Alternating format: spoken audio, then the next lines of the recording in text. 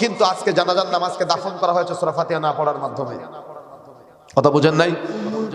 কি বলা হয়, জানাজার নামাজে যে সানাটা পর্যন্ত নাই ওই সানা পড়া হয় জানাজার নামাজে, সূরা ফাতিহা পড়া হয় না। অথচ রাসূলুল্লাহ সাল্লাল্লাহু আলাইহি ওয়াসাল্লামের ভাষ্য অনুযায়ী বলা যায় যদি সূরা ফাতিহা না পাঠ করা হয় তাহলে নামাজই হবে না। তাহলে জানাজার নামাজ কি এটা নামাজ না, এটা কি দোয়া না?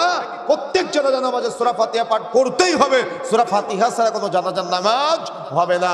জানাজার নামাজের পদ্ধতি হলো প্রথম তাকবীর দিয়ে সূরা ফাতিহা একটা সূরা মেলাবেন, দ্বিতীয় তাকবীর দিয়ে দুরূদ ইব্রাহিম যেটা আমরা নামাজের মধ্যে পড়ে এটা পাঠ করবেন, তৃতীয় তাকবীর দিয়ে জানাজার নির্দিষ্ট দোয়া পাঠের পরে অন্যান্য যত দোয়া আছে সব দোয়া করতে পারেন মাইয়েতের জন্য, এটা হলো। তারপরে চতুর্থ তাকবীর দিয়ে ডানে বামে সালাম ফিরাবেন। কিন্তু জানাজার নামাজে দোয়া করা হয় না আমাদের সমাজে। জানাজার নামাজ হয় 30 সেকেন্ডে, আর লাশ কবরে রাখার পরে 30 মিনিট যাবত লম্বা মোনাজাত। হুজুর যত কান্নাকাটি করতে পারবে হুজুরের হাদিয়া তত বেশি।